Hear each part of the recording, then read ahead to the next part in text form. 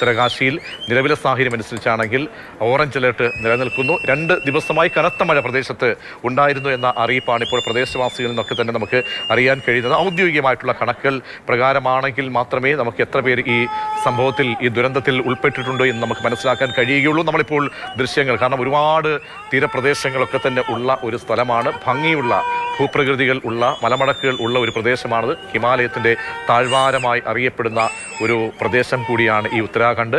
തൊട്ടടുത്ത് ഹർസിലാണ്. ഹർസിൽ എന്നത് ഒരു മലമടക്ക് പ്രദേശമാണ്. അവിടെ സൈനിക താവള കേന്ദ്രങ്ങളൊക്കെ തന്നെ ഉള്ള പ്രദേശമാണ്. അവിടേക്കൊക്കെ ആളുകളെ കൊണ്ടുവന്ന് വ്യോമ മാർഗം, ഹെലികോപ്റ്റർ മാർഗം ആളുകളെ ഈ പ്രദേശത്ത് നിന്നും രക്ഷപ്പെടുത്തി ഹർസിലേക്കാണ് സാധാരണ മുൻപൊക്കെ തന്നെ കൊണ്ടുവരാറുള്ളത്. അവിടെയായിരിക്കാം പെട്ടെന്ന് തന്നെ ഹെലികോപ്റ്റർ ലാൻഡ് ചെയ്യാനും മറ്റ് സംവിധാനങ്ങൾ ഒരുക്കാനും ക്യാമ്പുകൾ, താൽക്കാലിക ക്യാമ്പുകളൊക്കെ തന്നെ സജ്ജീകരിക്കാൻ പറ്റുന്ന ഒരിടമാണ് ഹർസിൽ എന്നത്.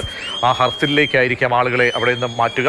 നിരവധി ആളുകൾ, അങ്ങനെയെങ്കിൽ നമ്മളിപ്പോൾ കാണുന്ന ദൃശ്യപ്രകാരമാണെങ്കിൽ ഒരുപാട് പേർ അകപ്പെട്ടിട്ടുണ്ട് എന്ന് മനസ്സിലാക്കേണ്ടി വരികയാണ്.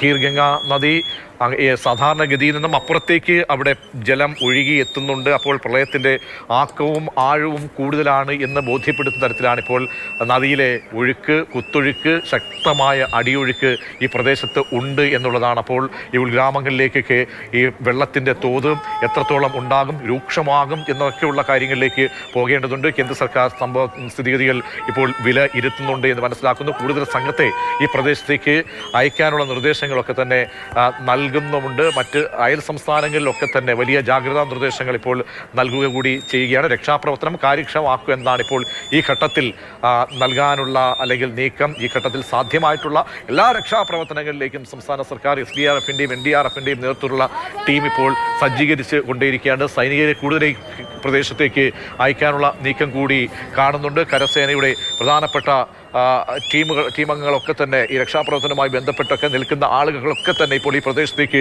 എത്തുന്നു എന്ന ഏറ്റവും പുതിയ വിവരങ്ങൾ കൂടി നമുക്ക് ലഭ്യമാകുന്നുണ്ട്. അർജുൻ പീതാംബരൻ ഡൽഹിയിൽ നിന്നും തുടരുന്നുണ്ട്. അർജുൻ, പുതിയ അപ്ഡേറ്റ് പ്രകാരമാണെങ്കിൽ കണക്കുകൾ, എത്രത്തോളം ആളുകൾ ഈ ദുരന്തത്തിൽ പെട്ടുപോയിട്ടുണ്ട് എന്നടക്കമുള്ള കാര്യങ്ങൾ എന്താണ് അറിയാൻ കഴിയുന്നത് അർജുൻ? പ്രജീഷ, ഏറ്റവും പ്രധാനം, ഏറ്റവും പുതിയതായി വരുന്ന ഒരു കാര്യം, ഈ സൈനികർ വന്ന് അവിടെ രക്ഷാപ്രവർത്തനം ആരംഭിച്ചിരുന്നു. ഇപ്പോൾ ആ ഗ്രാമത്തിലുണ്ടായിരുന്ന ആളുകളെ, അതായത് രക്ഷിച്ചെടുത്ത ആളുകളെ എല്ലാം തന്നെ ഹാർസിൽ സൈനിക ക്യാമ്പിലേക്ക് മാറ്റിയിട്ടുണ്ട് എന്നാണ് നമുക്ക് ലഭിക്കുന്ന ഏറ്റവും പുതിയതായിട്ടുള്ള വിവരം. അതായത് ആദ്യഘട്ടത്തിൽ 60 പേരെ കാണാതായി എന്നുള്ള ഒരു വിവരമാണ് നമുക്ക് ലഭിച്ചത്. മറ്റുള്ളവരെ എല്ലാവരെയും ഈ സൈന്യമെത്തി, കരസേന എത്തി അവരെ സുരക്ഷിതമായി തന്നെ ഈ കരസേനയുടെ ഹർഷിൽ എന്ന് പറയുന്ന സ്ഥലത്ത്, ഇവിടെ നിന്നും ഏകദേശം 7 കിലോമീറ്ററാണ്, ഈ ധാരാലി എന്ന് പറയുന്ന ഗ്രാമത്തിൽ നിന്നും 7 കിലോമീറ്ററാണ് ഈ ഹർഷിലേക്കുള്ളത്. അവിടെയുള്ള സൈനിക ക്യാമ്പിലേക്ക് മാറ്റി എന്നുള്ളതാണ് ഏറ്റവും പ്രധാനപ്പെട്ട വിവരം. അതായത് ഒരുപാട് നമുക്ക് ചിന്തിക്കുന്നതിലപ്പുറത്തേക്ക് ആളുകൾക്ക് ജീവഹാനി ഉണ്ടാകുമോ എന്നുള്ള ഭയം വേണമെങ്കിൽ ഒരല്പം കുറഞ്ഞ ആശ്വാസത്തിലേക്ക് പോകാൻ സാധിക്കും. കാരണം എത്ര പേര് എന്നുള്ളൊരു വിവരം ഇപ്പോഴും സൈന്യമോ അതല്ല ഉത്തരാഖണ്ഡ് സർക്കാരോ നൽകിയിട്ടില്ല. എങ്കിൽ പോലും അവിടെ ഉണ്ടായിരുന്ന മുഴുവൻ ഗ്രാമവാസികളെയും ഹാർഷിൽ സൈനിക ക്യാമ്പിലേക്ക് മാറ്റിയിരിക്കുന്നു എന്നുള്ളതാണ് ഏറ്റവും പുതിയ, ഏറ്റവും പ്രധാനപ്പെട്ട വിവരം. മാത്രമല്ല SDRFൻ്റെയും NDRFൻ്റെയും കൂടുതൽ സംഘങ്ങൾ അവിടേക്ക് വരുന്നുമുണ്ട്. നമുക്ക് ഏറ്റവും പുതിയ ദൃശ്യങ്ങൾ കാണാൻ സാധിക്കുന്നുണ്ട്. അതിൽ തന്നെ ഈ മിന്നൽ പ്രളയത്തിന് ശേഷം അവിടെ മണ്ണിടിച്ചിലുണ്ടായി. ആ പ്രളയജലം പാഞ്ഞെത്തിയ ശേഷം എങ്ങനെയാണ് അവിടെ ഉണ്ടായിരുന്ന ഹോം സ്റ്റേകളും അതുപോലെ ഹോട്ടലുകളും വീടുകളും എല്ലാം മണ്ണിൽ പൂണ്ടുപോയത്, മണ്ണ് കവർന്ന് ആ കിടക്കുന്ന ഹോട്ടലുകളും വീടുകളും ഹോം സ്റ്റേകളും എല്ലാം നമുക്ക് ദൃശ്യങ്ങളിൽ കാണാൻ സാധിക്കുന്നുണ്ട്.